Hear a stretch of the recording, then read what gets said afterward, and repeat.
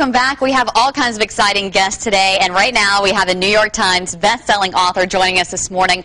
Carl Weber is here to talk about his newest book, now in stores, The Choir Director. Thanks for being here. Oh, pleasure's mine. All right, now I started reading this book, so just kind of to get into this book, it's set in Queens, it's a church setting, and things get a little bit interesting when someone is stealing money from the church and a little bit of scandal going on. Oh, kind of ripped from the headlines type of thing. Some of the things going on in Atlanta.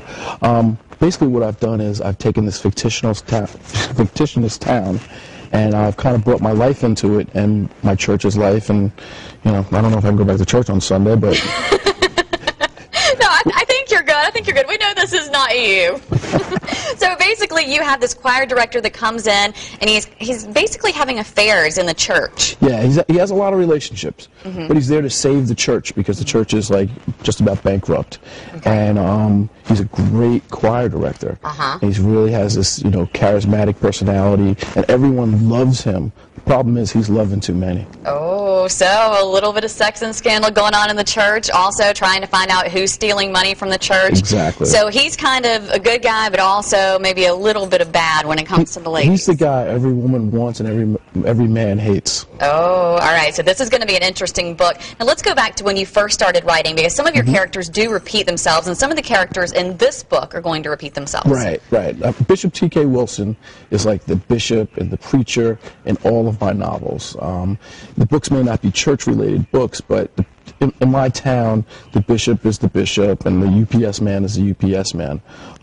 So when I first started to write, I came up with this idea. I'm this huge comic book guy. I love comic books to death, and I have like this ridiculously crazy imagination.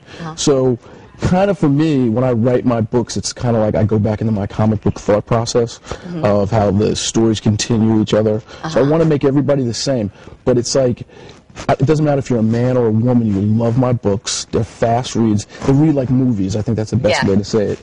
And then as you're reading them, they pull you in, and like there's mystery, intrigue, and a whole lot of drama. Books that you don't want to put down. You got to know what happened next. You'll be picking up the phone and calling your girlfriend or your buddy, talking, you have to read this. This is crazy. This guy is absolutely nuts. Now, you've written more than a dozen books. You don't have to start at the top, but you can just get the choir director. Right. Definitely you can get the choir director. All of my books stand on their own. Okay. Which is the thing that I always wanted to do. I always hated the idea of picking up a book and going, oh, I didn't read the first book. I don't know what's going on. Right. So I make sure that each book stands alone and explain each character very well. And one last thing, everybody can meet you tonight in Mobile. Come see me. All right, where are you going to be? Mobile Public Library? I'm definitely going to be at the library tonight. I believe it's at 7.